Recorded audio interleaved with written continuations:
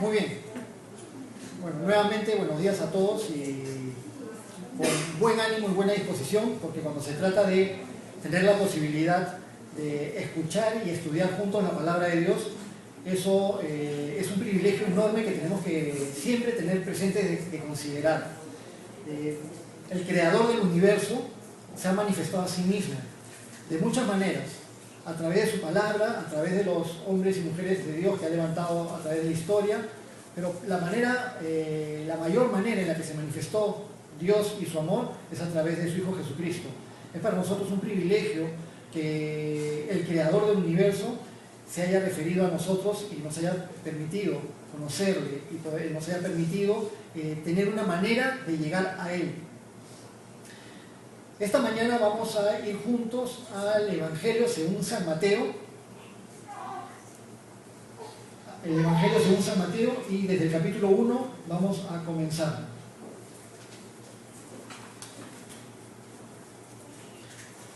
Como todos sabemos, la Biblia está dividida en dos partes básicamente, el Antiguo Testamento y el Nuevo Testamento, y como ustedes también saben, en el Nuevo Testamento tenemos 4 evangelios, 4 documentos históricos que testifican acerca de la vida y la obra del ministerio y todo lo que hizo nuestro Señor Jesucristo. ¿Por qué tenemos 4 evangelios? ¿Por qué no tenemos solamente un evangelio? ¿Por qué tenemos los evangelios de Mateo, Marcos, Lucas y Juan? Porque mutuamente entre los evangelios se complementan para que tengamos una mejor perspectiva acerca de las cosas que Jesús vino a enseñar. Hubieron muchas más cosas que Jesús hizo y enseñó y que pudieran estar escritas, pero Juan nos explica que lo que se ha escrito es lo que necesitamos conocer para saber que Jesús es el Cristo, el Hijo de Dios, y conociendo eso podamos tener vida eterna. ¿Por qué 4 evangelios? Imagínense que una persona, por ejemplo, yo estoy parado aquí, y si una persona está a mi lado derecho mirándome, va a tener un panorama, pero de cierta parte de mí, pero no va a haber otra parte de mí. Pero si hay otra persona parada allá, mirando hacia acá, va a haber mi lado izquierdo también. Entonces, entre los dos van a tener un mejor panorama acerca de mí, pero no me están viendo de frente. En cambio, las personas que están al frente, me ven de frente y ya me ven de cuerpo entero, pero no ven mi espalda, y no saben lo que hay en mi espalda. No saben si soy solamente peladito por acá, también por acá.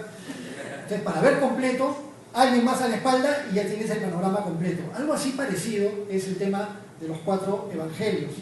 Tienes Mateo, Marcos, Lucas, Juan, y entre los 4 evangelios se complementan para tener un mejor panorama acerca de ese tiempo, principalmente ese tiempo en el cual Jesucristo vino a la tierra y salió a la vida pública y compartió sus enseñanzas, hizo todos sus milagros y demostró el poder que tenía de parte de su Padre, de parte de Dios.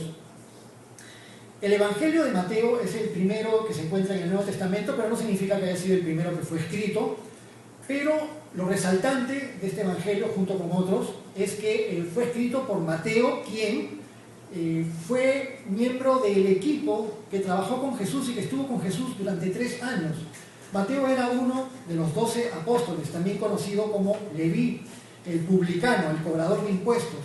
Sobre las cualidades y características de Mateo vamos a hablar más adelante, cuando vayamos recorriendo el Evangelio y vamos a conocer un poquito más de la vida de los diferentes apóstoles.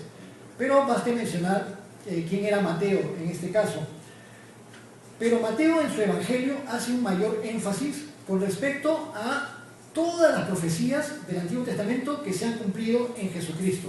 Pareciera que Mateo quiere hacer énfasis en dirigirse hacia unos oyentes probablemente judíos convertidos o judíos por convertirse, porque Mateo cita muchos pasajes del Antiguo Testamento como cumplimiento en Jesucristo.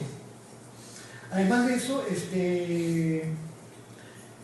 algo importante de resaltar con respecto al Evangelio de Mateo y a los otros evangelios es que Mateo fue un testigo presencial, un testigo ocular de lo que hizo Jesucristo. Ustedes han visto cuando hay las noticias y cuando hay problemas o las películas acerca de casos policiales, que cuando ha habido un crimen, lo que tratan de buscar es testigos. Y que si en un crimen no encuentran ninguna evidencia ni ningún testigo, es difícil demostrarlo.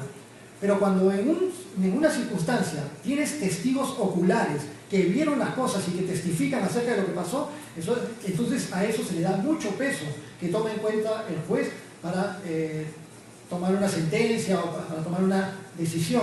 Es importantísimo el testimonio de los testigos oculares. Mateo no es alguien a quien le contaron una historia bonita 200 años después de que ocurrió.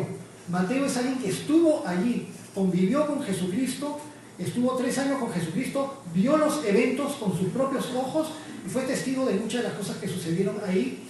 Y unas pocas también se las puede haber contado el mismo Jesucristo o el entorno cercano de Jesucristo con respecto al nacimiento, especialmente el nacimiento de Jesucristo. Entonces vamos a ir al capítulo 1 de Mateo para ya no hacer mucho preámbulo con respecto al Evangelio de Mateo, pero vamos a ir. El Evangelio según San Mateo, capítulo 1. Y hoy día vamos a recorrer los versículos desde el 1 hasta el 17 y vamos a dejar el resto del capítulo para la próxima vez que nos reunamos. Se van a dar cuenta que el Evangelio de Mateo comienza con una genealogía, la genealogía de Jesucristo. O sea que Mateo hace énfasis en referirse a la procedencia de Jesús, su genealogía, su árbol familiar, es decir, sus antepasados, de dónde vino Jesucristo en cuanto a la carne, quiénes eran sus ascendentes, por el lado de su padre adoptivo, José. De los que estamos aquí presentes, ¿alguno conoce bien su árbol genealógico? Todos sabemos cómo se llamó nuestro papá, cómo se llamó de repente nuestro abuelito, pero de repente del bisabuelito ya no estamos tan seguros. Y del tatarabuelo ni qué decir. O sea que si nos vamos solo 5 generaciones para atrás, de repente ya nos perdemos. Pero hay algunos que se dedican un poco más a estudiar, ¿no? Siempre en las familias hay un familiar, un primo por ahí que se dedica a estudiar las genealogías, y es con el que nos comunicamos para que nos cuente o para que nos mande por internet, oye, ¿nosotros de dónde salimos? Y sacan de tal, de tal, de tal, de tal, y se van para atrás. Pero despierta una gran curiosidad, pero es interesante para saber de dónde uno procede. Más que nada para temas de investigación y saber, ¿no? Este tipo de curiosidad. Sin embargo, en nuestro lenguaje cotidiano, en cómo nos desenvolvemos en nuestra vida familiar o con nuestros amigos, muchas veces escuchamos ciertos términos con referencia a las familias. Nunca has escuchado cuando alguien dice, fulanito, ese sí es de buena familia. Digo, ¿qué cosa es ser de buena familia? Me suena la propaganda de San Fernando la buena familia. Y otro dice, no, esa es una familia decente, o sea que no era indecente. Hay de todo en todos lados, ¿no es cierto? En todas familias se encuentran personas buenísimas y en todas familias se encuentran personas no tan buenísimas con sus defectos y con sus virtudes. Incluso cuando hay ciertos problemas que suceden, es común que escuchemos decir, esto pasa hasta en las mejores familias. Bueno, hoy día vamos a ver un poco la ascendencia de Jesucristo, todo su árbol genealógico, desde Jesucristo hasta Abraham. Y en ese árbol genealógico vamos a ver que la Biblia no intenta disfrazar la historia de las personas, sino que cuenta las cosas tal y como fueron. Y hay grandes personajes que hicieron cosas muy lindas, grandes siervos del Señor, personas de fe, pero también muchos de ellos cometieron grandes errores, algunos incluso errores graves, aún siendo hombres que amaban a Dios y que tenían temor de Dios. Pero también vamos a encontrar en la genealogía de Jesucristo personas que fueron realmente perversas, personas que practicaron cosas realmente malas delante de Dios, y por lo cual el pueblo de Dios finalmente sufrió las consecuencias de esa maldad con respecto a ciertos reyes. Vamos allí, capítulo 1 de Mateo, Mateo capítulo 1. Dice, libro de la genealogía de Jesucristo, hijo de David, hijo de Abraham. Ya sabemos lo que es genealogía, ¿no? Genealogía es el registro, la historia de tus antepasados. En la genealogía de Jesucristo dice, hijo de David, hijo de Abraham. Pero Jesucristo no era directamente hijo de David ni hijo de Abraham. Así que nosotros entendemos que cuando en la Biblia dice hijo de tal, puede significar hijo, realmente hijo de tu padre, pero también puede significar nieto, puede significar yerno incluso, porque hay otra genealogía en el Evangelio de Lucas, que es la genealogía por la rama de María, y José es yerno del papá de María y lo ponen como hijo del papá de María. Puede significar yerno o puede significar también descendiente. Jesucristo es descendiente de David y descendiente de Abraham. Pero ¿por qué Mateo quiere hacer énfasis en demostrar, y empieza así la genealogía diciendo genealogía de Jesucristo, hijo de David e hijo de Abraham? Mateo, como buen judío, sabía que Dios en su palabra había prometido un Mesías, un rey que habría de reinar universalmente, un rey que había de ser bendición para todas las naciones. Pero esa promesa del advenimiento del Mesías había sido dada desde que se inició la nación hebrea. Dios inició su pueblo con Abraham, un personaje que se encuentra en el libro de Génesis. Todos nosotros conocemos, la mayoría conocemos la historia de Abraham. Pero la cuestión es que cuando Dios llamó a Abraham para que dejara su tierra y su parentela y fuera a una nueva aventura de fe, Dios le hizo una gran promesa a Dios le hizo una gran promesa a Abraham. Dios le dijo a Abraham: deja tu tierra y tu parentela y anda a la tierra que yo te mostraré, y haré de ti una gran nación. Bendeciré a los que te bendigan, maldeciré a los que te maldigan, y en ti serán benditas todas las naciones de la tierra. Y continuamente, conforme pasan los capítulos de Génesis en la vida de Abraham, se sigue reafirmando esta promesa de Dios a Abraham. Y en el capítulo 22 de Génesis, Dios le dice a Abraham: en tu simiente serán bendecidas todas las naciones de la tierra. Entonces se refiere a un descendiente de Abraham por medio del cual iban a ser bendecidas todas las naciones de la tierra. Y todos los judíos comprendían que ese descendiente de Abraham habría de ser el Mesías. Entonces eso lo tenía claro Mateo, que si Mateo quería demostrar que Jesús es el Mesías, que Jesús es el Rey de Israel, entonces Mateo tenía que dejar bien establecido que Jesús es descendiente de Abraham. Pero no solo eso, sino que unos 800 años después de Abraham, cuando fue levantado el rey David, Dios también le hizo una promesa muy linda a David, que a través de él, de su descendencia, habría de venir el Mesías. Si me acompañan un ratito al libro de Isaías, capítulo 9, una de las muchas profecías y promesas mesiánicas que encontramos en la Biblia y en el Antiguo Testamento.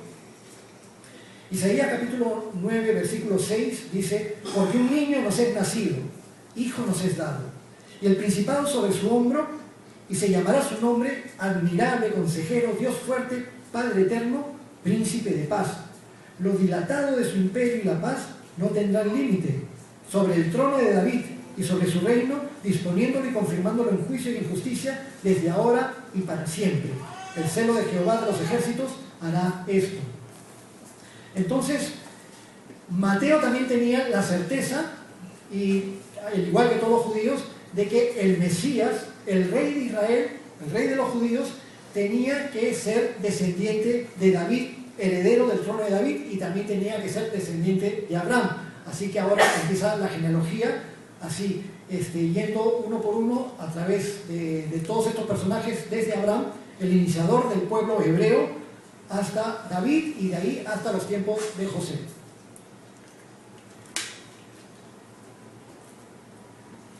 Entonces dice en el versículo 2: Abraham engendró a Isaac, Isaac a Jacob, y Jacob a Judá y a sus hermanos. Ese es el inicio de la historia del pueblo elegido por Dios. El pueblo elegido por Dios no era un pueblo superior a los otros pueblos de la tierra, no era una raza superior, ni un pueblo que tuviera que creerse más que los demás. Es más, Dios dice en su palabra que eligió al pueblo hebreo porque era el más pequeño de la tierra, y lo empezó en un hombre, en Abraham, un hombre que podría ser menospreciado por sus condiciones, porque cuando Dios lo llamó ya era una persona mayor. Y Abraham con paciencia estuvo esperando la promesa de Dios, de que a través de él, de un descendiente de él, vendría esta bendición, y que su descendencia se convertiría en una gran nación, como las estrellas del firmamento, como las arenas del mar. Pero Abraham tenía 65, 75, 85 y la promesa no llegaba. Recién cuando Abraham cumplió 100 años es que tuvo a su hijo Isaac. Cuando Abraham era un chibolito de 100 años y Sara, su esposa, era una chibolita de 90 años, recién Dios hizo el milagro de permitirles que tuvieran a su hijo Isaac. Y Abraham fue un hombre de fe. Es la primera mención que hay en la Biblia acerca de la salvación por gracia y la salvación por fe. Dice que Abraham le creyó a Dios y le fue contado por justicia. O sea que si Abraham fue hallado justo delante de Dios, fue porque le creyó a Dios, no por todos los hechos de las cosas que hizo. Sin embargo, fue un hombre de fe, fue alguien que fue capaz de abandonar su tierra para obedecer a Dios. Tuvo muchos logros y muchas demostraciones de fe y de paciencia. Sobre todo el caso que todos conocemos, cuando Dios le pidió sacrificar a Isaac. Y Abraham estuvo dispuesto a hacerlo por fe, porque como Dios le había prometido que de Isaac tendría su descendencia y tendría una gran nación, Abraham sabía que algo tendría que hacer Dios. Y cuando Dios le pide a Isaac, Abraham lo lleva a Isaac para sacrificarlo, e Isaac en ese momento no era un niñito, pero lo lleva, Isaac se somete de manera voluntaria también, y cuando estaba a punto de sacrificarlo, le detienen la mano a Abraham, y Dios dice, ahora sé que eres capaz de hacer eso por amor a mí. Entonces lo bendijo, cumplió Dios sus promesas con respecto a Abraham. Pero Abraham, a pesar de todo, de pasar del hombre de fe que era y de todas sus virtudes, no era perfecto. Leemos en los registros bíblicos que un par de veces Abraham mintió por temor. Cuando fue a Egipto y después cuando estuvo con el rey de los filisteos en 2 oportunidades, su esposa Sara era una mujer muy hermosa y Abraham había quedado con Sara que si es que iban a algún lado y le preguntaban si era su esposa, que ella dijera que era su hermana, para que no corriera riesgo su vida. Porque si alguien se enamoraba de Sara, podría ser que lo mataran a Abraham para que Sara enviudara y poderse quedar con Sara. Entonces fueron donde los egipcios, estuvieron ahí un tiempo en Egipto, y Faraón de ese momento le gustó Sara, puso sus ojos en Sara y la separó para él, porque Sara le había dicho que era hermana de Abraham. Abraham dijo, es mi hermana. Entonces Faraón pensó que le estaba pecando. Y Abraham cometió el error de mentir, el error de atemorizarse y no confiar en Dios en ese momento, y también de poner en grave riesgo a Faraón y a todo el pueblo de Egipto por el pecado en el cual Faraón iba a caer si se metía con Sara. Y lo mismo sucedió un tiempo después con el rey de los filisteos. O sea que Abraham mintió, no era un hombre perfecto. Su hijo Isaac también sucedió lo mismo con él. Cuando creció y se casó con Rebeca, también estuvo con el rey de los filisteos y también dijo, es mi hermana. De tal palo, tal astilla, cometieron el mismo error. Jacob, el hijo de Abraham. Recuerden siempre, ¿no? Abraham, Isaac, Jacob. Las 3 generaciones que muchas veces se hace referencia en la Biblia con el inicio del pueblo de Israel, con el inicio del pueblo hebreo. Abraham, Isaac, Jacob. Jacob, como buen hijo de Isaac, como buen nieto de Abraham, también aprendió a mentir. Y eso le salió por las venas. Engatusó a su hermano Esaú para quedarse con la primogenitura de su hermano Esaú, que era un poquito mayor que él. Eran mellizos, pero Esaú había nacido primero y tenía derecho a la primogenitura. Jacob lo engañó y después Jacob engañó a su padre Isaac haciéndose pasar por Esaú para recibir la bendición de Esaú. E Isaac bendijo a Jacob creyendo que era Esaú, y finalmente Jacob se quedó con la primogenitura. Entonces era un engañador, un suplantador.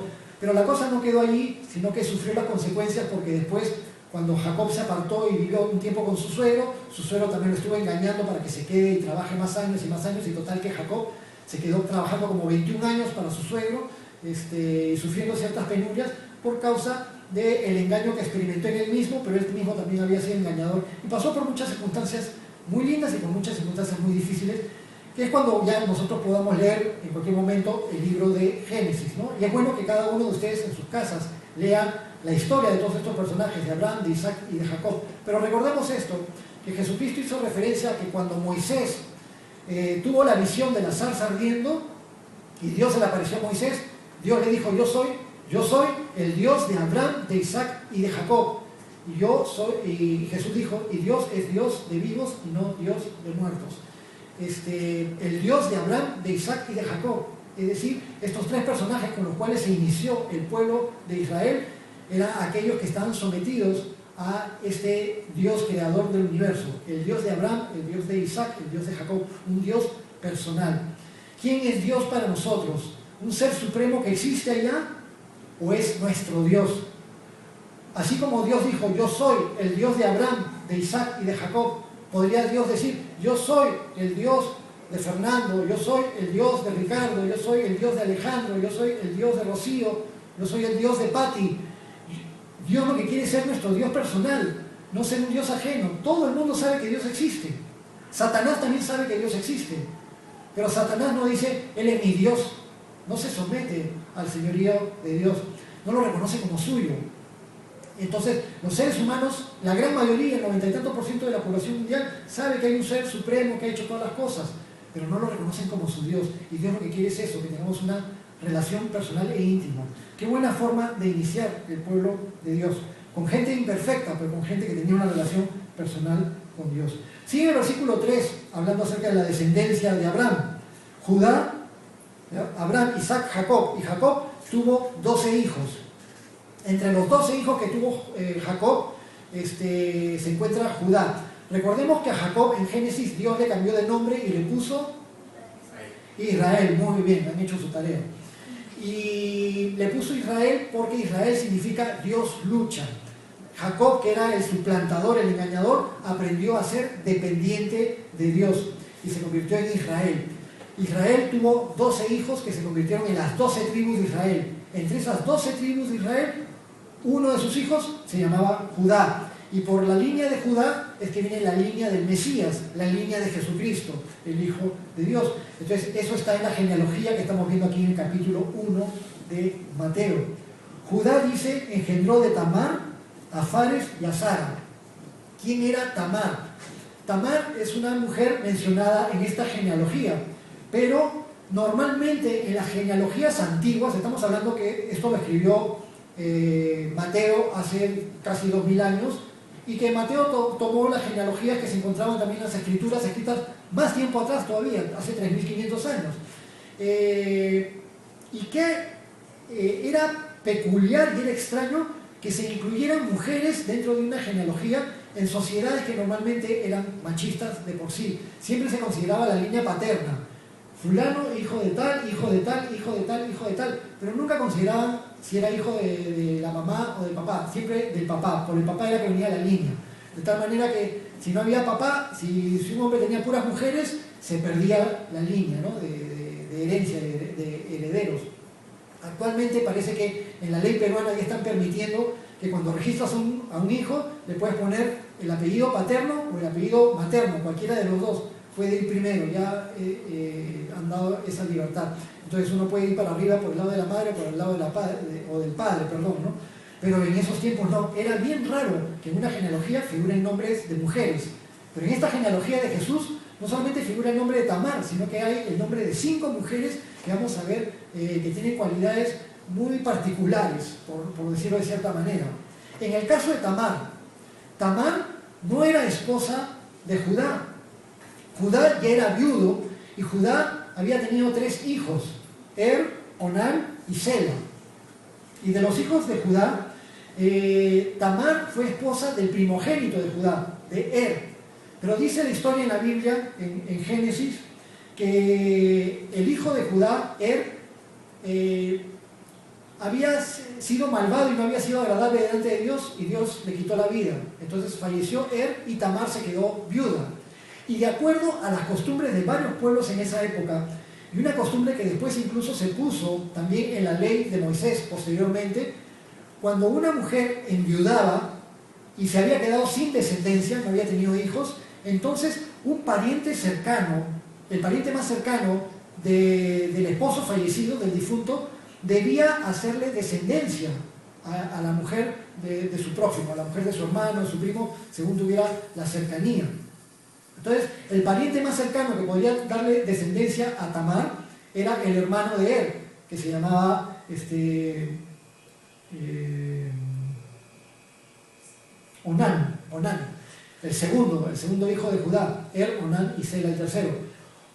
Cuando Judá le dice a Onán, llégate a tu cuñada para que le hagas descendencia a tu hermano, Onán dijo no dentro de sí, no quiero que el hijo que nazca de Tamar se convierta en heredero de mi hermano. Seguro que Onán quería ser heredero directo de Judá y que su hermano no tuviera descendientes a quienes heredar. Entonces, Onán se valió de triquiñuelas, que no las voy a mencionar ahora, pero ustedes pueden leer el libro de Génesis, para no hacerle descendencia a su cuñada, a Tamar, lo cual no le agradó a Dios, y Onán también falleció. Y falleció falleció Onán, y quedó Sela, que era muy pequeñito todavía. Entonces Judá le dijo a su nuera, a Tamar, le dijo: mi hijo es muy pequeño todavía, ándate a la casa de tus padres, vístete de viudez y quédate ahí tranquila hasta que mi hijo crezca y ya te pueda hacer descendencia. Entonces, Tamar se fue a la casa de sus padres, pero pasaron los años, y Judá dijo: ni hablar, ya se me murió él, se me murió Onán, ya no quiero que se me muera Sela también. Entonces cuando Sela creció, no se la dio a Tamar y dejó que pase. Entonces Tamar se dio cuenta de que su suegro la había engañado y que no le iban a hacer descendencia. Algo que era injusto a los ojos de la sociedad en esa época y injusto para ella también. No tenía descendencia. La descendencia era importante no solamente para mantener el nombre del difunto, sino además para que la mamá tuviera hijos que pudieran después protegerla en su madurez, en su viudez. Entonces cuenta la historia, que es historia, no es una fábula, cuenta la historia que Tamar se disfrazó de ramera. Disculpen las palabras fuertes, está en la Biblia y hay niños presentes, pero se disfrazó así y se puso en un lugar del camino por donde iba a pasar Judá. Y Judá, pensando, viéndola con un velo tapada y pensando que era una ramera, se acercó a ella para estar con ella. Entonces Tamar le dice: si quieres estar conmigo me tienes que dejar algo en prenda. ¿Cómo me vas a pagar? Bueno, pero yo te voy a mandar un cabrito, te lo mandaré después, pero déjame algo en prenda. ¿Qué te dejo en prenda? Déjame tu báculo, tu bastón, tu báculo, y tu cordón y tu sello. Estos eran unos símbolos personales que muchas veces las personas de cierto nivel en esa época poseían. Un báculo muy personal y un cordón en el cuello con un sello, que era el sello de la persona. Cuando te hacían contratos, cuando hacían algunas cosas, a veces lacraban con ciertas ceras, con cierta lacra, los documentos. Entonces algo muy personal, indiscutible que era de tal persona. Entonces Judá le deja su báculo, su cordón y su sello a Tamar y está con ella, y luego Judá se va. Al poco tiempo Judá envía para que le manden el cabrito que le había prometido, pero no la encuentran a la supuesta ramera, no la encuentran y no sabían quién era. Después de 3 meses se dan cuenta de que Tamar está embarazada y la denuncian. Oye, Judá, tu nuera ha fornicado, ha cometido pecado, está embarazada. Y Judá dice: sáquenla y mátenla porque merece la muerte. ¿Cómo ha hecho eso? Entonces cuando ya le iban a matar a Tamar, Tamar dice: del hombre del quien son estas cosas, el sello, el cordón y el báculo, de este hombre es el bebé. Y Judá, plop. Wow. Y dijo: Tamar es más justa que yo, porque yo no le di la descendencia que ella tenía que tener por medio de mi hijo. Así que bueno, la acogió, pero nunca más tuvo nada con ella. Pero de ahí salieron 2 hijos que son mencionados aquí. Judá engendró de Tamar a Fares y a Zara. Y por Fares sigue la línea mesiánica. Pero noten las circunstancias tan peculiares por medio de las cuales está la línea por la cual viene el Mesías. El Mesías, el Hijo de Dios, el Santo Hijo de Dios, por medio de las joyitas que habían en su familia. Si a ti te hubieran dado para que tú diseñaras cuál debía ser la familia del Mesías, tú hubieras querido escoger lo mejor de lo mejor. Personas con grandes cualidades morales, personas con grandes cualidades intelectuales, personas distinguidas. No sé cuál habría sido tu idea, pero en la genealogía de Jesús había gente común y corriente, gente con muchas virtudes y gente con muchos defectos, con circunstancias muy lindas que vivieron, pero también con circunstancias muy feas que vivieron algunos. Entonces Fares engendró a Esrom y Esrom a Aram. Versículo 4. Aram engendró a Aminadab, Aminadab a Nazón y Nazón a Salmón. Ha transcurrido el tiempo. Después de Jacob sabemos que los israelitas, los descendientes de Jacob, Judá y sus hermanos, fueron a Egipto y en Egipto se multiplicaron. Pasaron 400 años y entre los príncipes de los descendientes de Judá habían estos personajes mencionados. Naasón, considerado un príncipe de la tribu de Judá en el libro de Éxodo, y el hijo de Naasón, Salmón. Dice en el versículo 5, Salmón engendró de Rahab a Boz. Rahab es la segunda mujer mencionada en la genealogía de Jesucristo.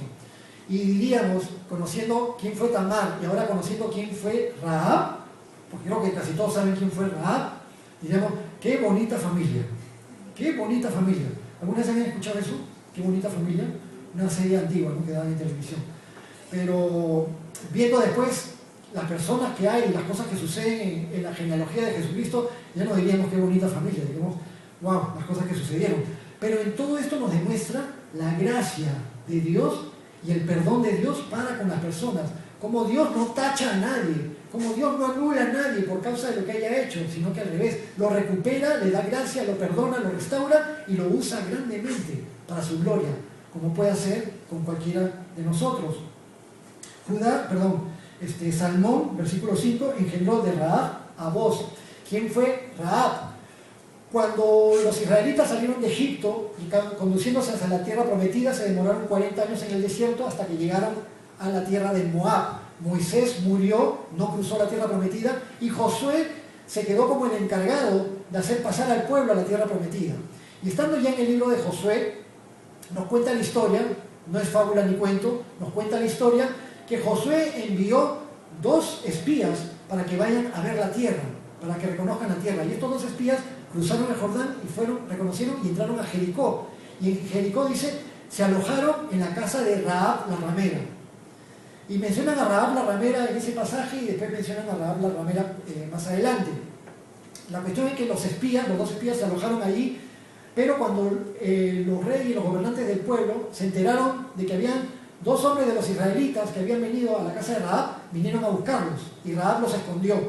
Y vinieron a preguntarlos, ¿2 de los israelitas están aquí? Y Rahab dijo, efectivamente, vinieron 2 de los israelitas, pero antes de que cerraran las puertas de la ciudad, ya se fueron. Vayan rápido y persíganlos, porque de repente los encuentran todavía. Entonces los hombres del rey se fueron a corretear a ver si encontraban a los espías que habían estado en la casa de Rahab, pero Rahab los escondió en el techo de su casa, y dijo, quédense acá un rato y después los voy a hacer salir. Pero así como yo estoy practicando misericordia con ustedes, ustedes también practiquen misericordia conmigo. Y les pido esto. Yo sé que Dios les ha entregado esta tierra a ustedes, los israelitas, porque el temor de Dios ha caído sobre todos nosotros. Y hay unas palabras muy lindas de Rahab, y lo vamos a leer en Josué 2:11. Vamos un ratito ahí. El libro de Josué 2:11.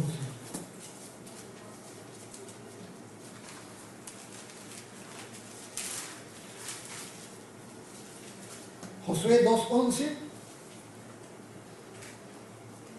con respecto a lo que los hombres y mujeres que vivían en Jericó habían escuchado y sabían con respecto a Dios.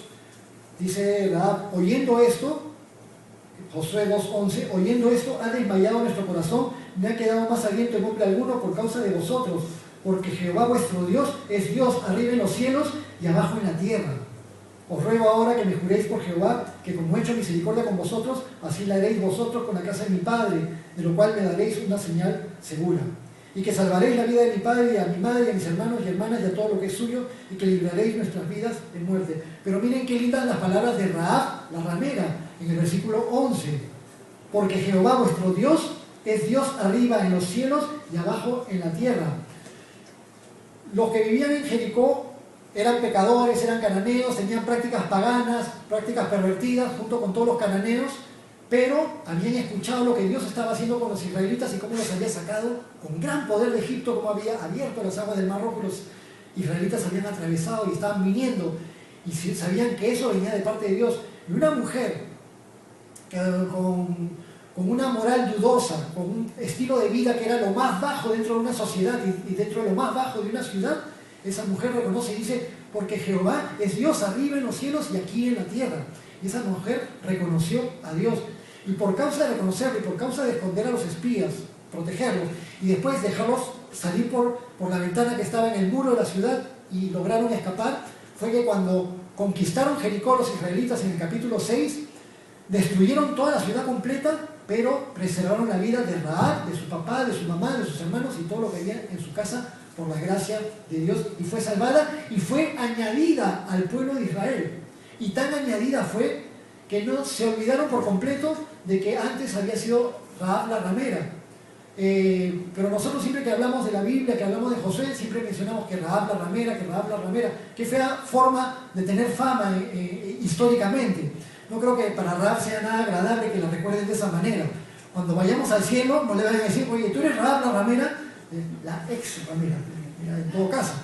Pero ahora es otra persona, es una persona que se ha añadido al pueblo de Dios. Y tanto se añadió al pueblo de Dios que en esta genealogía que encontramos en el libro de Mateo, menciona a este príncipe de Judá que se casó con Rahab y con quien tuvo hijos.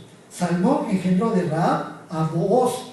Booz también es un personaje conocido de las Escrituras. Si leemos el libro de Ruth, no lo vamos a leer ahora, pero ustedes lo pueden leer en sus casas, un libro pequeño, el libro de Ruth, la Moabita. Ruth es mencionada aquí en el versículo 5. Salmón engendró de Rahab a Booz. Booz engendró de Ruth a Obed. Ruth es otra mujer más, la tercera mujer mencionada en la genealogía de Jesucristo. Ruth no era judía, Ruth no era israelita, Ruth era una moabita. La historia, rápidamente, la historia en el libro de Ruth trata acerca de un hombre que se llamaba Elimelech con su esposa Noemí y tenían dos hijos, Malón y Kelión. Y esta familia, como hubo hambre en Belén, justo la ciudad donde nació Jesucristo, como hubo hambre en Belén, pero muchos años atrás, ellos salieron y se fueron hacia Moab.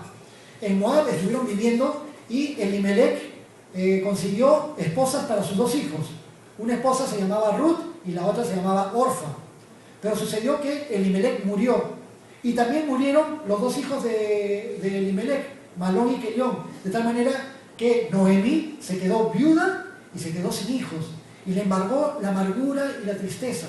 Entonces ella le dijo a sus nueras, váyanse nomás, váyanse a la casa de sus padres, yo ya me quedé sola y amargada, yo no tengo nada más que en esta vida, ni tengo hijos para darles por esposos, para que tengan descendencia, ni tampoco, ni aunque me casara ahora, ustedes no van a esperar que mis hijos crezcan, así que váyanse.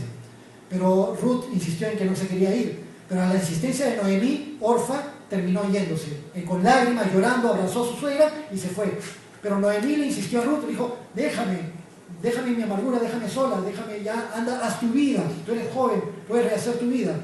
Y Ruth le dijo, no me pidas que me vaya, porque nunca te dejaré, siempre te estaré contigo y a donde sea que tú vayas, yo iré contigo. Tu pueblo será mi pueblo y tu Dios será mi Dios. Y así fue Ruth, la moabita, de un pueblo abominable para los israelitas.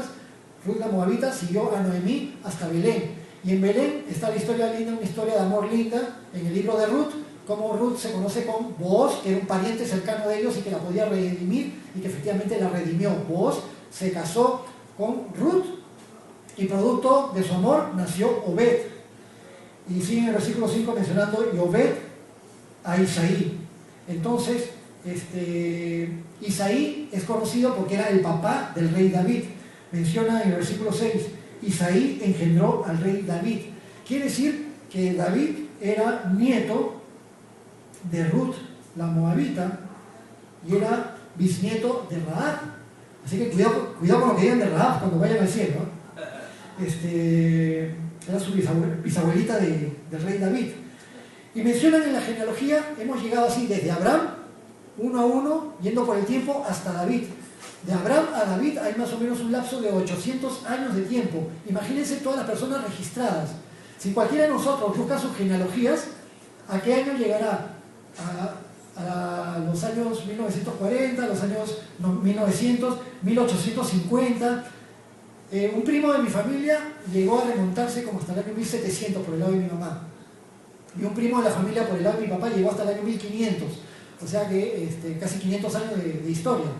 Pero acá ya estamos hablando de 800 años de historia entre Abraham y David. Y todavía faltan 1000 años más hasta Jesucristo. O sea, miren la cantidad de años que están registrados en esta genealogía. Entonces, de Isaí, versículo 6, engendró al rey David. El rey David es sumamente conocido en la historia bíblica. El rey David es un héroe en la historia de Israel. Un hombre de mucha fe, un muchachito, era un muchachito cuando Dios lo llamó, un muchachito que pastoreaba las ovejas de su padre, un muchachito que componía canciones, componía poemas con su lira, componía salmos, y muchos de sus salmos están registrados en el libro de los salmos. La mitad de todos los salmos que están en el libro de los salmos fueron escritos por David, y muchos otros seguramente que no están registrados aquí en la Biblia.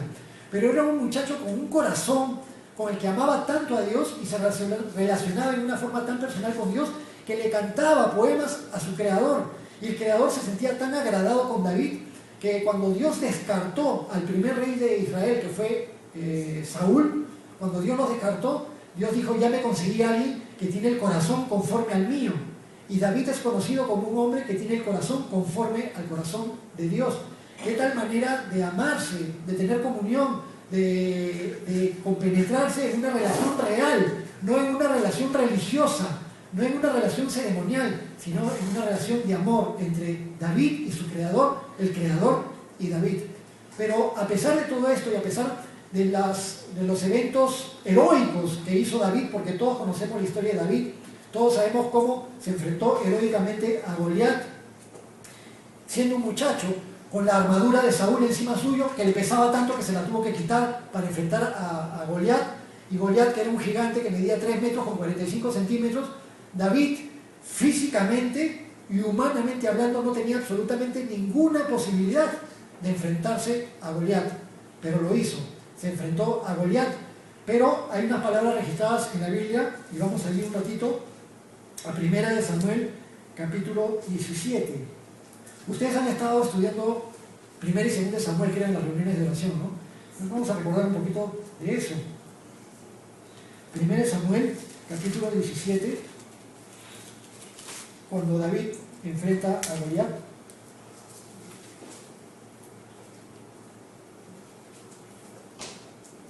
1 Samuel 17, desde el versículo 45. Primero, Goliat lo había menospreciado a David.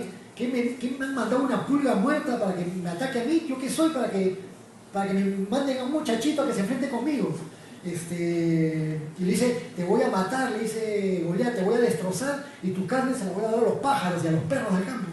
Y lo habla todo así con desprecio.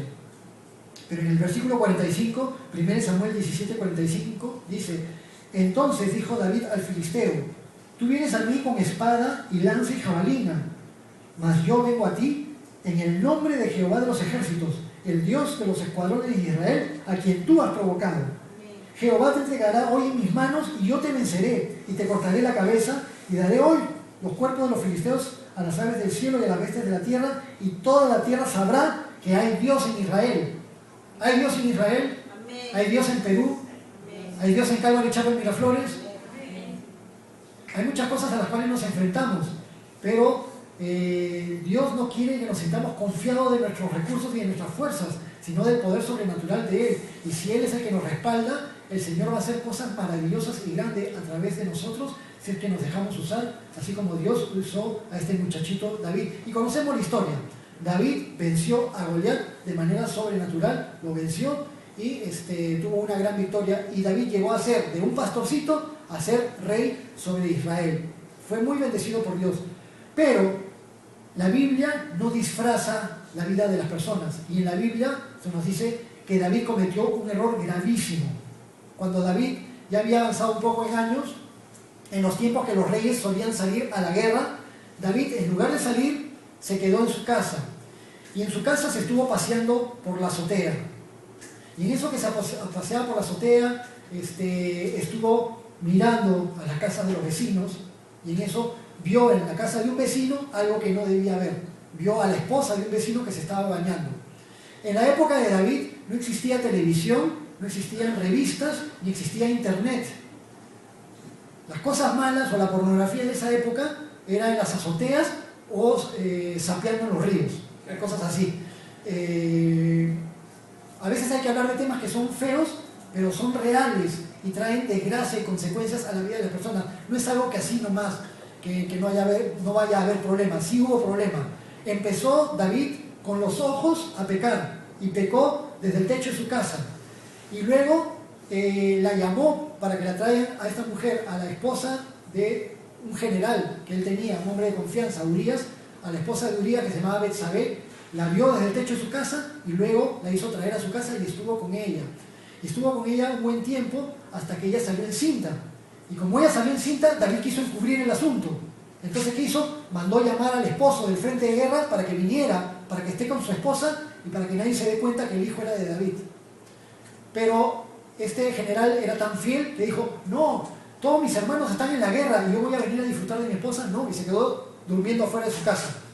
Y David dijo, no es posible eso. Lo emborrachó y lo mandó a su casa, y ni con esas, no pasó nada. Y se fue a dormir con los soldados. Entonces, como vio David que no conseguía nada por esa manera, lo volvió a enviar al frente de guerra, pero le mandó una carta, por medio del mismo Urías, le mandó una carta a Joab, al general, para que pusieran a Urías en el frente completo de la batalla, y que cuando Urías estuviera en el frente, todos los demás se retiraran y lo dejaran solito. Prácticamente lo mandó matar. De hecho, se convirtió David en un vil asesino. Ese hecho no se quedó ahí encubierto. Cuando murió Urías, Betsabé se quedó viuda, y el bueno de David tomó a la pobre viuda por esposa. Y luego, aparentemente, el hijo ya no había problema en ese sentido. Pero la cuestión no quedó ahí, sino que Dios envió al profeta Natán para llamarle la atención a David por lo que había hecho. Y Dios le dijo a David, por cuanto tú has matado con espada a Urías, la espada nunca se va a apartar de tu casa. Y David sufrió las consecuencias. Cuando leemos la historia en la Biblia, vemos que sufrió muchísimo con sus hijos. Tuvo hijos que asesinaron a otros de sus hijos, y hijos que murieron en batalla también, hijos que se rebelaron en contra de él y que murieron en la batalla. Circunstancias muy difíciles tuvo que experimentar David por causa de este dolor. Aún así, Dios lo amó, y David, después de que pecó y después que Natán le llamó la atención, David se arrepintió profundamente, pidió perdón a Dios y escribió el Salmo 51. Cuando ustedes sepan que le han fallado gravemente a Dios, lean el Salmo 51 y vean cómo tenemos un Dios perdonador, un Dios que es capaz de resarcir las cosas cuando realmente estamos acongojados y cuando con un espíritu contrito y humillado le pedimos perdón. Pero esto está nombrado en la genealogía de Jesucristo. Dice en el versículo 6, Isaí engendró al rey David, y el rey David engendró a Salomón, de la que fue mujer de Urías. Y la que fue mujer de Urías, Betsabé, la cuarta mujer mencionada en esta genealogía de David. Versículo 7, Salomón engendró a Roboam. Continúa la línea ahora sí de los descendientes de David. Y todos los descendientes de David de aquí en adelante son descendientes, muchos de ellos los cuales fueron reyes sobre Israel y luego reyes sobre Judá. Salomón, el rey que vino después de David, todos conocemos acerca de Salomón, de su fama, de su sabiduría. Salomón, cuando recién tuvo el reino, tuvo una visión en sueños acerca de Dios, y Dios le preguntó, pídeme lo que quieras y yo te lo daré. Y Salomón le dijo, quiero que me des sabiduría porque me has dado un pueblo muy grande para gobernarlo. Y Dios se agradó tremendamente de la petición de Salomón, porque Salomón pudo pedir muchas otras cosas, pudo pedir cosas materiales, riquezas, poder sobre sus enemigos, más tierra, más territorios. Pero Salomón no pidió todas esas cosas, pidió sabiduría. Y Dios le dijo, te voy a dar sabiduría, pero además te voy a dar riquezas, te voy a dar tierra, te voy a dar victoria sobre tus enemigos, y todo con tal que me seas fiel, con tal que seas obediente a mi palabra, a mis mandamientos, a mis estatutos. Salomón recibió sabiduría, y están registrados en los libros, en Primera de Reyes, en Segunda de Reyes, acerca de la tan grande sabiduría que tenía Salomón, que en los juicios decidía de una forma que la gente se quedaba sorprendida, y los reyes de otros lugares querían venir a visitar el reino de Israel con tal de conversar un rato con Salomón. Disertaba acerca de todas las ciencias que existían, acerca de la naturaleza, acerca de diferentes cosas, astronomía, de muchas cosas diferentes, y tuvo todo lo que quiso también, y fue tremendamente bendecido. Pero entre todas las cosas que pudo tener, cometió un gran exceso. Salomón tuvo 700 esposas y 300 concubinas, 1000 mujeres. Por eso es que dice por ahí, mujer virtuosa, una de 1000, hombre virtuoso, uno de 1000. Bueno, Salomón de repente sabía a qué se refería, porque tuvo tremenda cantidad de esposas y de concubinas. Pero hubo un gran problema con esto, que todas sus esposas y sus concubinas no eran del pueblo de Dios, eran de otros pueblos paganos, y trajeron sus religiones y sus dioses y sus ídolos. Y Salomón, hacia su edad ya avanzada, cometió el error, el tremendo error, de rendirle culto a los ídolos de sus esposas, y levantó altares al dios Quemos, al dios Moloch, a todos los dioses sabidos y por haber, les levantó altares y les rindió culto con tal de agradar a sus esposas del momento. Entonces eso trajo una gran desgracia sobre el reino de Israel. Y Dios le dijo a Salomón, por causa de tu pecado voy a dividir tu reino, pero por amor a tu padre David no lo voy a hacer en tus días, sino en días de tu hijo. y el reino efectivamente se fue dividido. Menciona acá en el versículo 7 que Salomón engendró a Roboam. En los tiempos de Roboam fue que el reino de Israel se partió en dos tribus al sur, Judá y Benjamín, que se quedó llamándose el reino de Judá o el reino del sur, y al norte 10 tribus que se quedó llamándose el reino de Israel. El reino de Israel con su capital Samaria y el reino de Judá con su capital Jerusalén. Entonces los judíos vienen del reino del sur, del reino de Judá, y las otras 10 tribus, con el paso de los años y con el arrasamiento del imperio asirio, desaparecieron desperdigados por el mundo y hasta la fecha no se sabe por dónde andan, pero Dios va a volver a juntar a todo su pueblo, dice la palabra. Continúa la genealogía y nos acercamos hacia el final. Versículo 7 dice: Roboam a Abías y Abías a Asa. Asa engendró a Josafat, Josafat a Joram y Joram a Usías. Usías engendró a Jotam, Jotam a Acaz y Acaz a Ezequías. Estos reyes mencionados ahora último, desde Usías, Jotam, Acaz, Ezequías, fueron mencionados durante el tiempo del ministerio del profeta Isaías. Si ustedes leen el libro de Isaías, van a ver cosas acerca de estos reyes. Pero también es bueno que den una leída a los libros Primera Reyes, Segunda Reyes, Primera Crónicas, Segunda Crónicas, porque eso les va a dar un buen panorama acerca de cómo eran los reyes de Israel y los reyes de Judá. Los reyes que se quedaron en las tribus del norte, todos fueron reyes malos, perversos e idólatras. Se apartaron de Dios. Y de los reyes del sur, del reino del sur, del reino de Judá, algunos eran buenos y otros eran malos. Algunos caían en apostasía y se apartaban de Dios, pero algunos eran recontra malos, recontra perversos, recontra apóstatas, pero otros lograron arrepentirse y volver a tener comunión con Dios. Entre esos reyes que tuvieron un avivamiento espiritual estaba el rey Ezequías, una linda comunión con Dios y recibió la bendición del Señor, pero hacia sus últimos años cometió ciertos errores el rey Ezequías. Cuando se acercaba el tiempo de su muerte, Dios a través de un profeta le anunció a Ezequías: prepárate y alista todas tus cosas y pon en orden tus cosas porque ya vas a fallecer. Y Ezequías le dio la pataleta: no, porque a mí sí he sido tan bueno y te he sido fiel, yo he tenido comunión contigo, ¿por qué voy a morir? Y se puso a llorar contra la pared.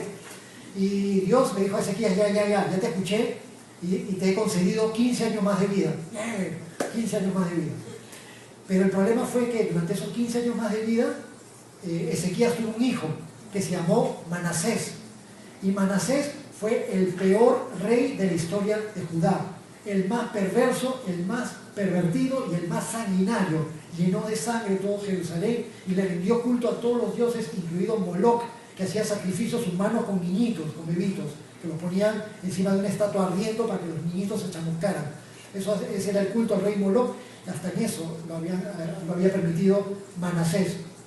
Toda esa perversión vino y Manasés fue castigado, pero Manasés posteriormente se arrepintió en el último tiempo de su vida. De ahí continuó, pero ya con lo que sucedió con Manasés y con lo que sucedió con otros reyes, Dios les dijo a través de varios profetas, incluido el profeta Jeremías, de que iban a recibir el juicio. Y la tribu del sur que había permanecido, Judá, dijo: están en pecado y por el pecado ustedes también van a ser conquistados por Babilonia. Entonces, en el versículo 10, Ezequías engendró a Manasés, Manasés a Amón y Amón a Josías. En el tiempo de Josías también hubo un gran avivamiento, no voy a hablar acerca de eso, pero sería muy lindo que lo lean en Segunda de Reyes y también en Crónicas, en Segunda de Crónicas. Josías engendró a Jeconías y a sus hermanos en el tiempo de la deportación a Babilonia. Cuando vino el imperio babilónico, conquistó Judá, destruyó el templo y destruyó Jerusalén, y llevó cautivos a Babilonia en los tiempos de Jeconías, con los últimos reyes del sur de Judá. Después de la deportación de Babilonia, Jeconías engendró a Salatiel. Entonces sigue continuando la rama davídica, pero ya no están ejerciendo el reino en Judá. Judá fue destruido, los judíos fueron deportados a Babilonia, pero continúa en Babilonia, continúa en la rama davídica y siguen allí durante 70 años. Dice: después de la deportación a Babilonia, versículo 12, Jeconías engendró a Salatiel y Salatiel a Zorobabel. Entonces, después que pasaron 70 años de cautiverio en Babilonia, Dios permitió que los judíos retornaran a su tierra, y Zorobabel fue el primer gobernador de los judíos cuando regresaron del exilio, regresaron del cautiverio, y eso lo pueden leer ustedes en el libro de Esdras.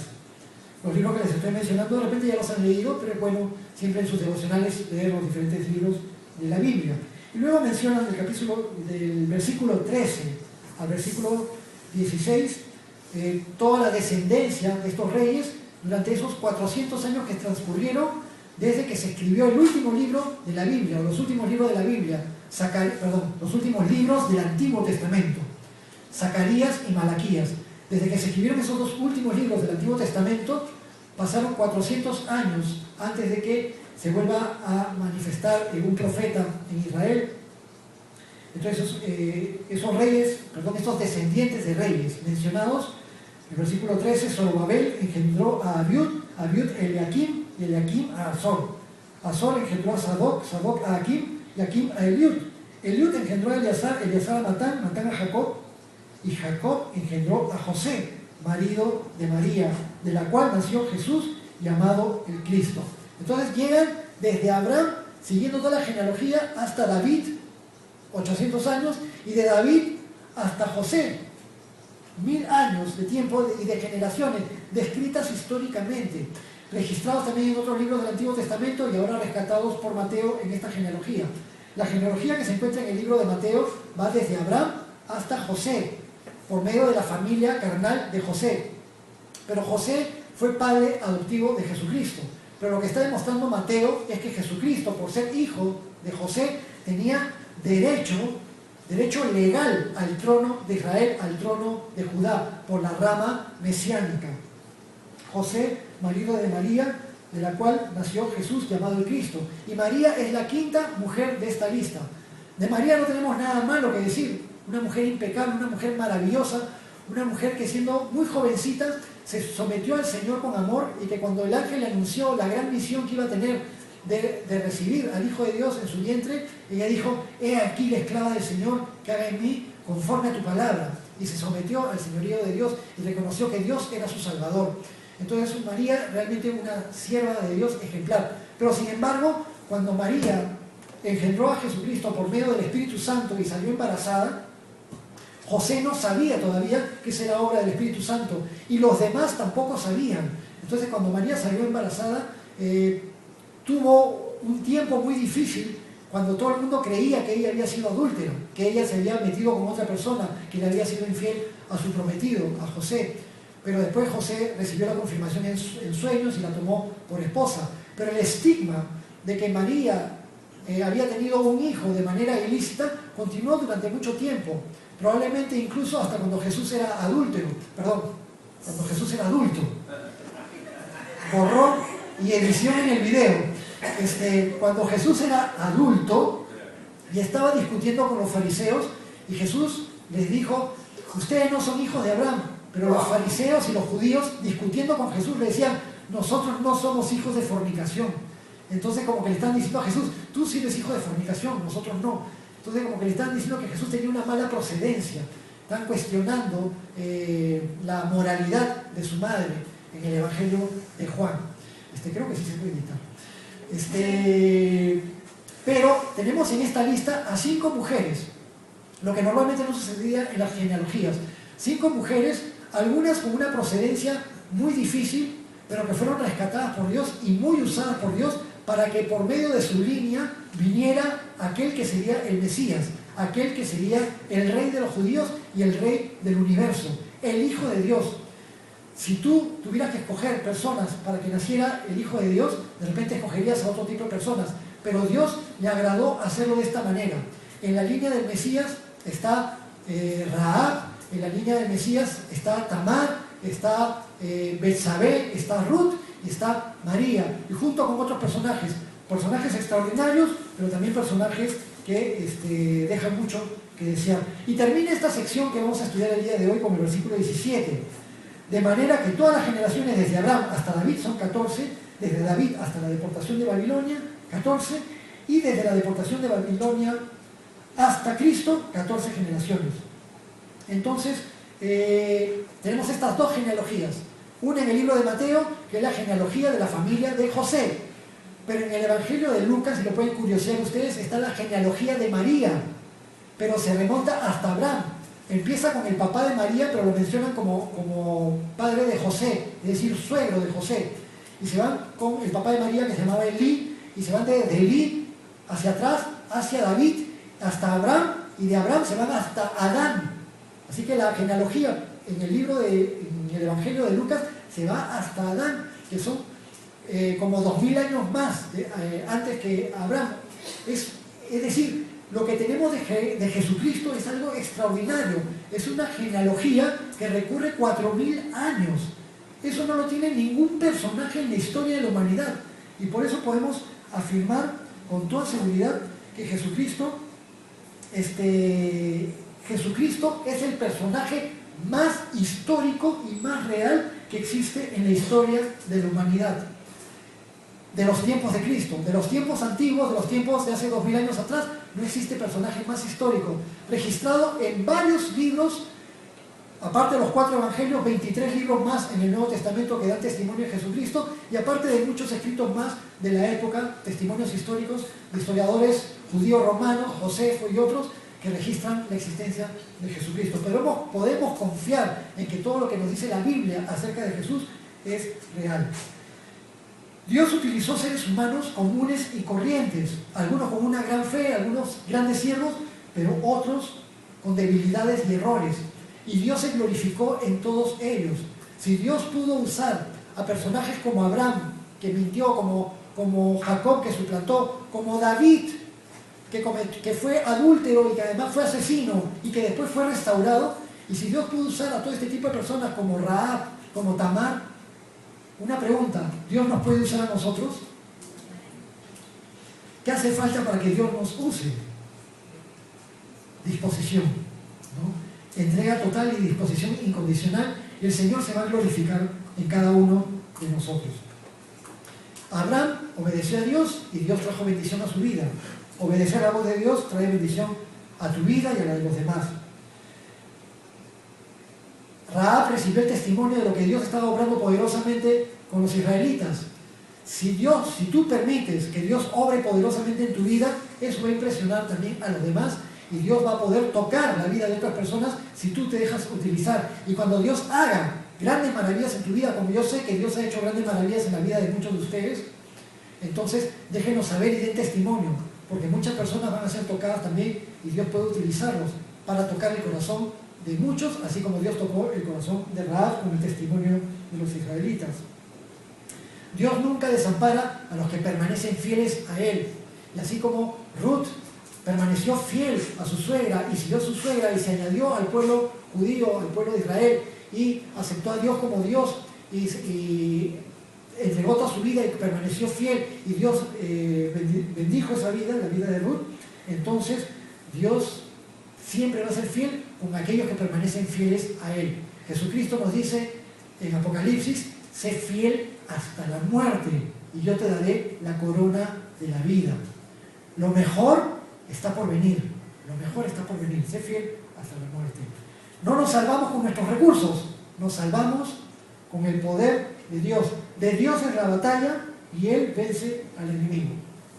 Y tengamos cuidado que el rey Salomón, con toda su sabiduría, se sentía muy confiado, pero en los últimos años de vida fue infiel a Dios y trajo desgracia. Nosotros queremos estar firmes en el Señor, pero la Biblia nos advierte, el apóstol Pablo en 1 Corintios nos dice: el que piense estar firme, mire que no caiga. Así que mantengámonos firmes en el Señor. Normalmente las genealogías suelen ser aburridas y largas, y hay genealogías por todos lados en la Biblia, en Génesis, en Levíticos, en 1 Crónicas, en diferentes lugares, en Mateo, en Lucas. Pero siempre, viendo las vidas de las personas que están en estas genealogías, vamos a comprender mucho de las cosas maravillosas que Dios hace. Dios quiere obrar en personas comunes y corrientes. De repente personas que no tenemos muchos talentos o muchas cosas que ofrecerle, pero que tenemos un corazón bien dispuesto. Y si tú tienes un corazón bien dispuesto, entonces Dios te puede usar más poderosamente que aquella persona que se cree muy sabia. Y terminamos el mensaje de hoy día leyendo lo que nos dice el apóstol Pablo en 1 Corintios capítulo 1, a la gente que Dios usa.